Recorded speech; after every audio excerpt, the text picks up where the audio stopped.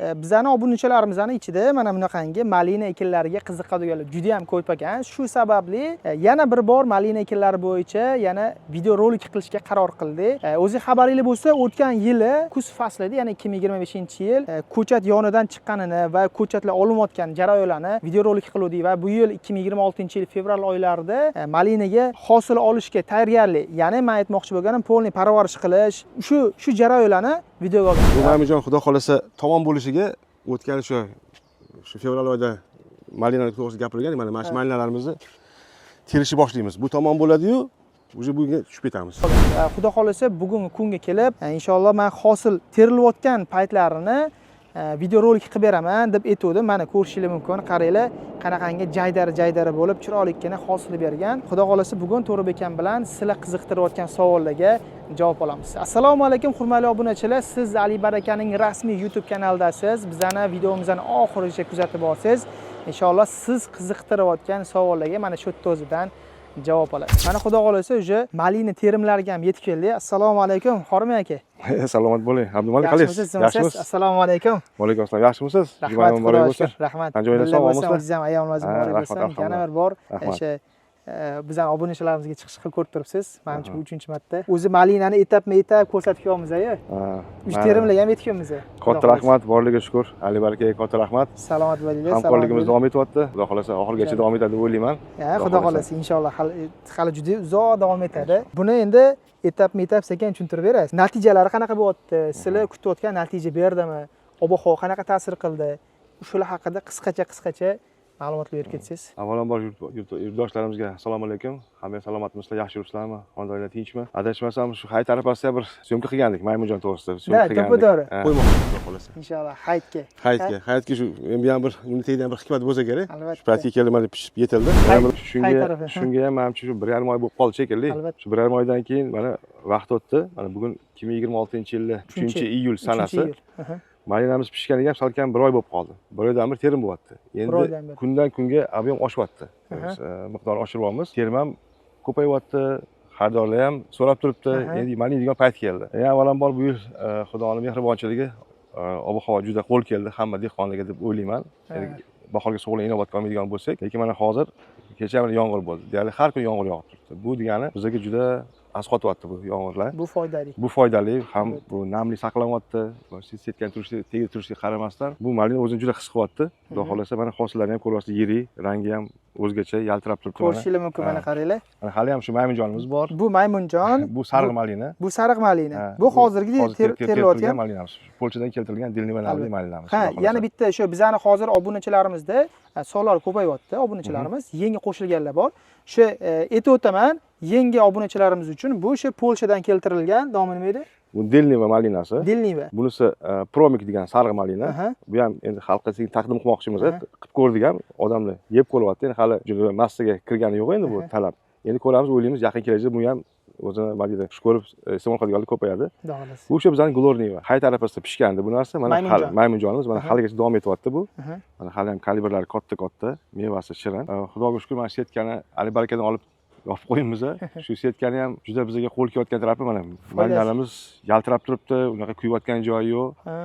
Ta'mi ham, rangi ham o'zgacha, yirikligi ham o'zgacha. Setkaning katta foydasi bor. Katta foydasi bor. Shuning uchun hammaga tavsiya qilaman. Mana shunaqa setkalardan foydalaninglar. Men bu 75% setka yopganman. 2 yildan ishlatamiz bu setkalarni. Mana haligacha ishlatib turibmiz. Katta rahmat sizlarga. Salomat bo'linglar, salomat bo'linglar. O'zi natija, siz kutayotgan natija xudo xolasa men o'ylagan natijadan ko'proq bo'lyapti deb o'ylayman. Sababiki tannajga chiqib qolsa kerak bu yil. O'sha oldingi safar aytganimda buni potensiali shu 15 tonna degandim. O'zbekiston sharoitida bir 10 tonnasiga ham juda katta sharoitda, juda katta natija. Shunga hozir harakatda ketyapmiz, shu harakatdamiz hozir. Shu yerda bitta savolim bor. Mana hozir men kutayotgan natijani o'sha oldim dedingiz.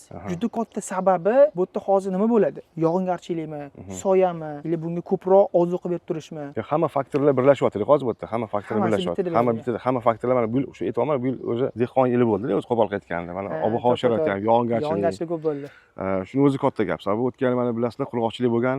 Ko'pchilikda bu meni o'tganlar ham ko'rdinglar o'zinglar ham bu bo'lmadi bu yerda. Meni kuyib ketdi, ko'p mevalarim o'sha nisbiy namlik bo'lmadi havoda. Bu yil nisbiy namlik yetarli. Shuning hisobiga mana natijalarni ko'rib turibsiz. Hali ham yashil bo'lib turibdi. Baylar mana o'sha chilla boshlangan. Chilla boshlanish qaramasdan mana hammasi tetik, o'zini yaxshi his qilyapti. Bunaqa kasallik yo'q, desam ham bo'ladi. Vaqtida shu oziqasini beryapmiz, vaqtida suvni beryapmiz. Endi ko'p suv bersa ham bo'lmaydi bunga. Shuning uchun ko'p suv berolmaydi. Ko'p suv berolmaydi. O'zi bu yil namgarchilik yetarli-da. Shuning uchun mana hammasi bunaqa haligi zamburug' kasallikdan xoli bo'lib, cholib meva berib turibdi. Shu yerda o'zida kommentariyaga ko'pchilik yozishyaptiki, bo'ldi, malina men ham zo'r ekan, qiziqib ketyapman, qanaqa bo'ladi? Misol uchun deb aytaylik, 1 sotoga, mana hozir shu yerda o'zida necha sotoga malinasi bor va siz qancha hosil ola olasiz? Bunchalarimiz rosa qiziq bo'ladi. Bu taxminan bir 80 soto 1 gektar atrofidagi maydon. Endi o'rtacha men ko'zlab turgan maqsadim hatto javob bo'lganda bir 10 tonna hosil ko'tarish bo'pti. 10 tonna olishdi. 10 tonna ko'ziz yetadi. Ko'zim yetadi, xudo xolasa. Endi hali endi sezon boshlandi. Hali sovuqligigacha hali ancha bor. Mana bu yil iyul bo'lsa, dekabrgacha teramizga umiddaman. Dekabrgacha teramiz degan umiddaman. Sababi tagida yana yangi bolalar chiqib kelyapti bularni. Bular kesib olib tashlaymiz bularni, bularga yo'l ochamiz. Xudo xolasa o'ylaymanki, o'sha aytayotgan natijaga erishamiz. Endi bizlardan shu kuz oylarida, bahor oylarida ko'chat so'rab olgan odamlar bo'ldi. Ular bilan hamkorlik qilib turamiz. Ular ham mamnun. Xohlasanglar ularni ham sizlarga taqdim qilamiz, ularning ham natijalarini. Bo'ldi, xudo xolasa. Ularga ham qo'ldan kelgancha yordam berib, shu maslahat berib turamiz. Ular ham mamnun qilayotgan ishimizdan. Albatta, biz videorolik chiqargandik. So'qoqdamidi? Shu Kumushkonga ham kechagina borib keldim. Kumushkonda sal hali ob-havo hali nima desam, yog'ingarchi ko'p ekan. Kecha ham yomg'ir yog'di. Mana o'zim yomg'irda qolib ketdi. Bugun 2025-yil 14-may sanasi. Shu dilli va navdiy malinalarimizni Kumushkonga chiqarib olamiz.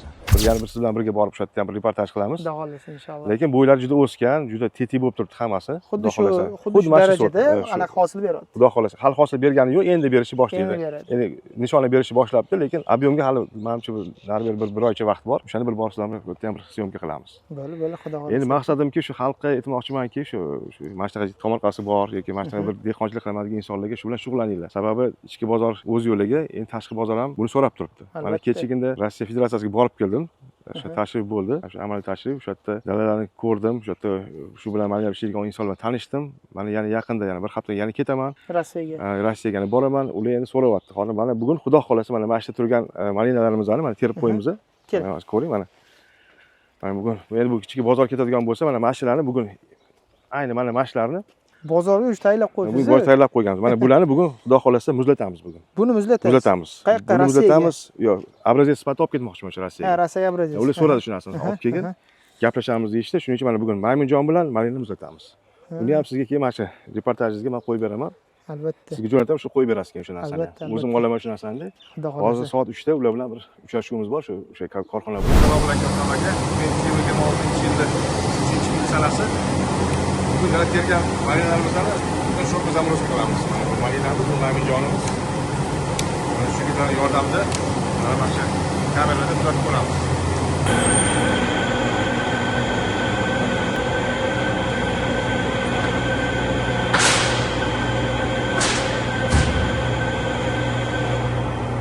O'sha kameradaga birinchi ko'rgan malinamiz.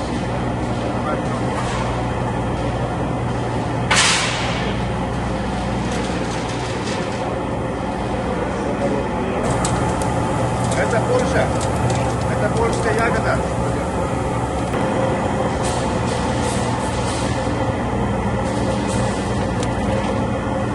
Bugun 2026-yil 3-iyul kuni tergan malinamizni, Maymunjonimizni muzlatib oldik. Yana mana shu holatda mana.